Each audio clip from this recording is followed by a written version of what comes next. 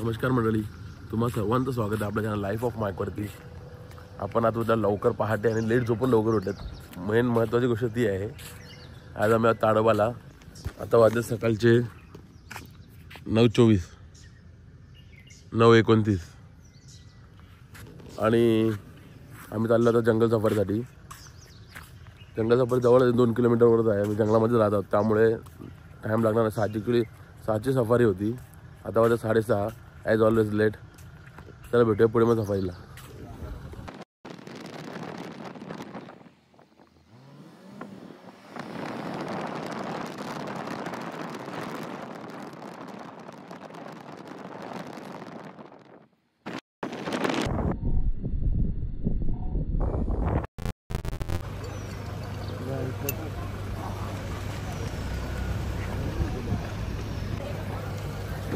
आता मी जस्ट पोहोचलो मोहर्ली गेट, म्हणजे हा इकडचा एक स्पेशल गेट आहे।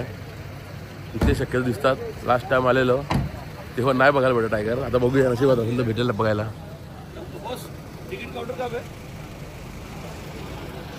आता जस्ट गाडी वगैरे पैसे भरले। गाडीची इथे एंट्री फी आहे 4,000 रुपये, ताडोबाची जंगलाची फी आहे आणि 3,700 रुपये त्यांची गाडीची, म्हणजे जी जीप देणार होतो आपण। ही जीप आहे, या जीपचे पैसे 3,700 आहेत। आणि आज मॅक बायला आम्ही दाखवणार आहोत टायगर। तुला आज दाखवणार ओरिजिनल टायगर। अरे त्या दिवशी बघायला मिळत नाही, आज काय बघणार। दाखवेल तुम्हाला। आणि आता निघतोय आम्ही। आता झालं लेट ॲक्च्युली, आम्हाला 6:30 वाजता चालू होती सफारी, पण आम्हाला 7 वाजून गेलेत, आम्ही लेट झाले खूप। तर नमस्कार मित्रांनो, जस्ट आमची आता सफारी झालेली आहे ताडोबाची आणि खूप छान सफारी झालेली आहे। पुढे व्हिडिओमध्ये बघा तुम्ही, एक मोठा टायगर आणि 2 मुलं आहे त्यांची चालत होते एकदम राजासारखी। बघून जो आनंद भेटला ना, तो मी तुम्हाला व्यक्त नाही करू शकत। पुढे तुम्ही व्हिडिओमध्ये बघालाच कसं आहे ते, बघा मग व्हिडिओ पुढे। अहो थांबा की फायनली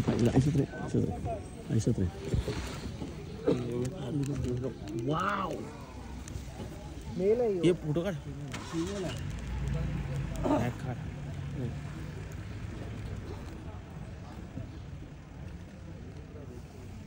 मला वंडरफुल।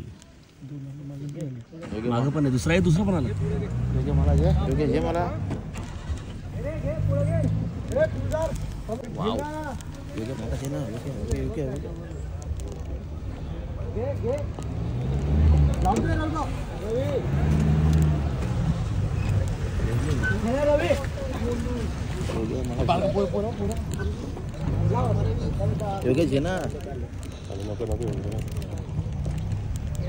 कोला आहे का कुत्रे आहे? रानकुत्रे जंगलातील सर्वात रेअर वस्तू आहे ते। जंगलातील सर्वात जिवंत प्राण्यांना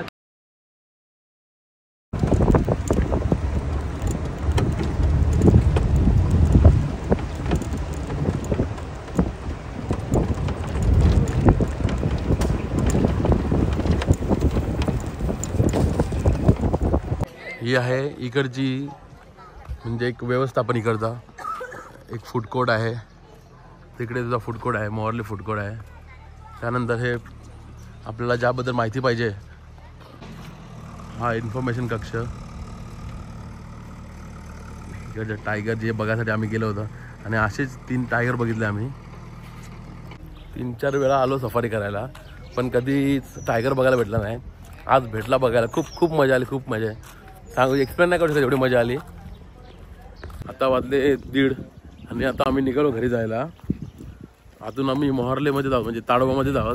ताडोबामध्ये हा रिसॉर्ट आहे आमचा, त्या रिसॉर्टमध्ये तिकडे जाऊ आम्ही। आणि आता बॅग वगैरे पॅक झाली आणि आता आम्ही निघतोय।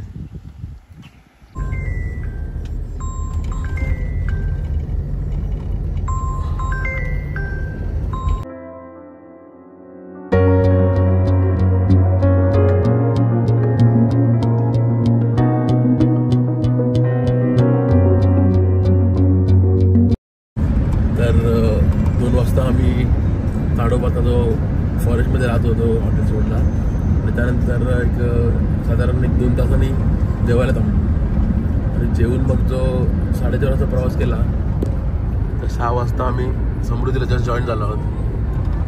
आणि समृद्धीला 6 वाजता जॉईन झाल्यानंतर बघूया आता किती वेळानंतर समृद्धी महामार्ग म्हणजे इगतपुरीपर्यंत पोहोचतो. जर ताडोबाला जात असाल आणि ताडोबावरनं जर घरी येत असाल तर तुम्ही नागपूरला न जाता तिथून बायपास आहे वर्धा, तो बायपास घेऊन तुम्ही समृद्धी जॉईन करू शकता. म्हणजे एक अवघ्या 60-62 किलोमीटरवर समृद्धी भेटतो वर्ध्यावर.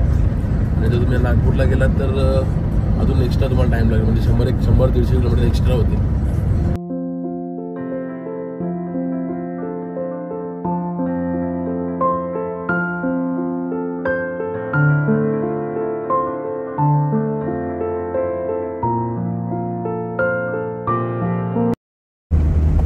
हा समोर जो फ्लायओव्हर आहे हा फ्लायओव्हर माणसांसाठी नसून हे वन्य प्राण्यांसाठी आहे. म्हणजे त्यांना या डोंगरापासून ते या डोंगरापर्यंत जाण्यासाठी हा फ्लायओव्हर आहे.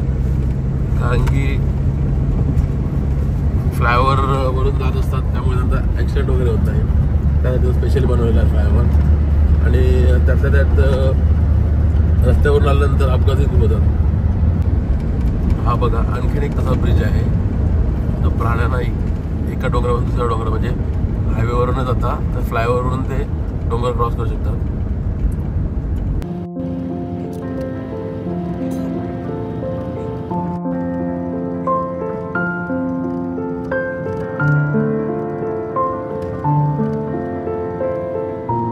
समृद्धीला चढल्यानंतर एक 100-1 किलोमीटर चाललो आणि एक डिझेल भरण्यासाठी 100 किलोमीटरवर एक सुरुवातीलाच एक पेट्रोल पंप आहे.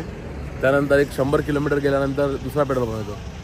जर तुम्ही येत असाल तर त्याची तुम्ही काळजी घ्या की गाडीमध्ये डिझेल किती आहे तुमच्या किंवा पेट्रोल किती आहे आणि किती किलोमीटर जाऊ शकते गाडी. कारण की जवळजवळ 100 किलोमीटर डिस्टन्स म्हणजे खूप मोठा डिस्टन्स आहे, त्यामुळे याची काळजी घ्या. आता वाजले 10.